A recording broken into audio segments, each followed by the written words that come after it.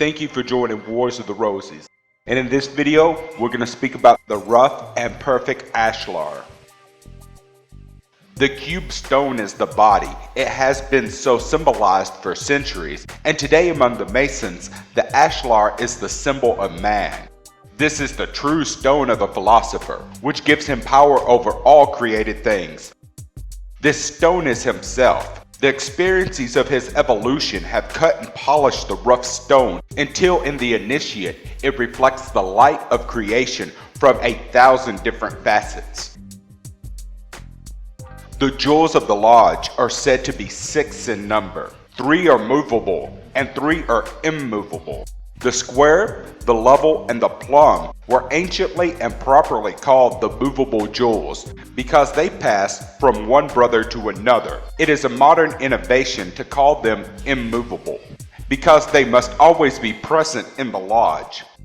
The immovable jewels are the rough ashlar, the perfect ashlar or cubical, stone, or in some rituals, the double cube, and the tracing board or trestle board. Human society, the Dionysians, considered as a rough and untrued ashlar, but lately chiseled from the quarry of element nature. This crude block was the true object upon which these skilled craftsmen labored, polishing it, squaring it, and with the aid of fine crafting, transformed it into a miracle of beauty. A rough ashlar is the shapeless stone which is to be prepared in order to commence the philosophical work, and to be developed in order to change its form from triangular to cubic. After the separation from it of its salt, sulfur, and mercury by the aid of the square, level, plumb, and balance, and all the other Masonic implements which we use symbolically. This rough, uncut ashlar has 3 dimensions. Representative of the 3 ruffians who at this stage are destroyers of the 4th dimensional life concealed within the ugly, ill-shaped stone. It is obvious that the rough ashlar symbolizes the body. It also represents cosmic root substance, which is taken out of the quarry of the universe by the first expressions of intelligence and molded by them into ever finer and more perfect lines until finally it becomes the perfect stone for the builder's temple. The Dionysians referred to ignorant and uncultured humans as a rough ashlar, that is, an uncut stone as it comes from the quarry, unsuited to the purposes of building. Through the refinement which resulted from self-discipline and an addiction to the divine arts, man perfected himself, becoming square, upright, and true, thus forming the true ashlar, or the cut stone, which could fit with others into a pattern of masonry. In their secret work, the Dionysians thus were social and political temple builders, and the temple upon which they labored was the living temple of the living God, built of stone, made ready before it was brought hither, so that there was neither hammer nor axe nor any tool of iron heard in the house while it was in the building. This temple was human society perfected, and each enlightened and perfect human being was a true stone for its building. St. John, carried in the spirit to a great and high mountain, the brain, beheld the new Jerusalem descending as a bride adorned for her husband. The holy city represents the regenerated and perfected world, the true ashlar of the Mason. For the city was a perfect cube, it being written, the length and the breadth and the height of it are equal. Albert Pike found in the ashlar symbology a picture of the true state. The rough ashlar and the perfect ashlar as part of the jewels of the lodge. The rough ashlar is said to be a stone as taken from the quarry in its rude and natural state. The perfect ashlar is said to be a stone made ready by the hands of the workman to be adjusted by the working tools of the fellow craft. We shall not repeat the explanations of these symbols given by the York Rite. You may read them in your printed monitors. They are declared to allude to the self-improvement of the individual craftsman, a continuation of the same superficial interpretation.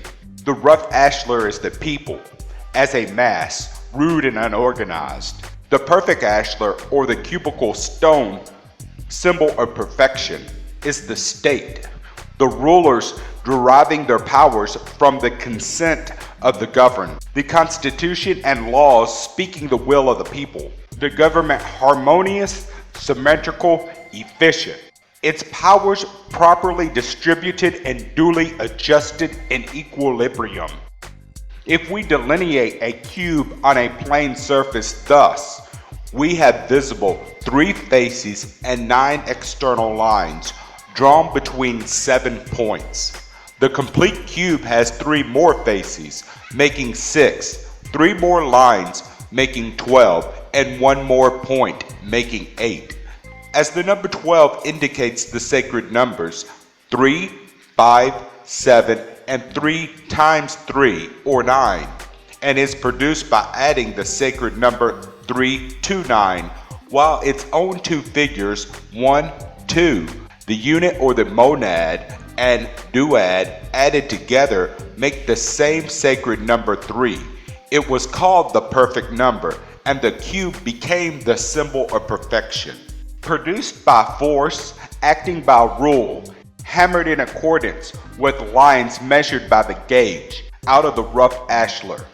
It is an appropriate symbol of the force of the people, expressed as the constitution and law of the state. And the state itself, the 3 visible faces, represent the 3 departments: the executive, which executes the laws; the legislative, which makes the laws; the judiciary, which interprets the laws, applies and enforces them, between man and man, between the state and the citizens.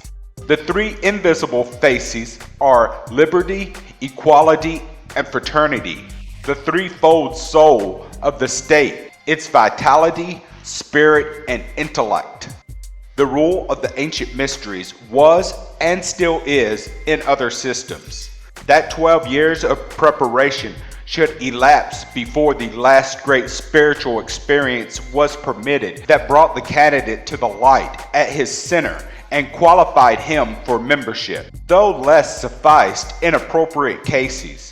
As the result of his purification and labors, he had become an illuminate, and he was mystically said to be 12 years old. From a rough ashlar, he had become a polished, perfect cube, a stone meant for building into the holy city, which we are told lieth 4 square and has 12 gates that are always open. For all the parts of his organism were now equalized and balanced, and all his gates, or channels of intercourse with the divine world, no longer shut and clogged by the darkness of his former impurities, lay open for the passage through them of the true light. In Masonry, this condition is called the hour of high 12, and he who has attained it will be, like Hiram Abiff, in constant communication with and adoration of the Most High. Thank you very much for watching. Please don't forget to like, share, subscribe, and comment. And if you can, please consider donating a little to Wars of the Roses through Patreon or PayPal. The links are provided below.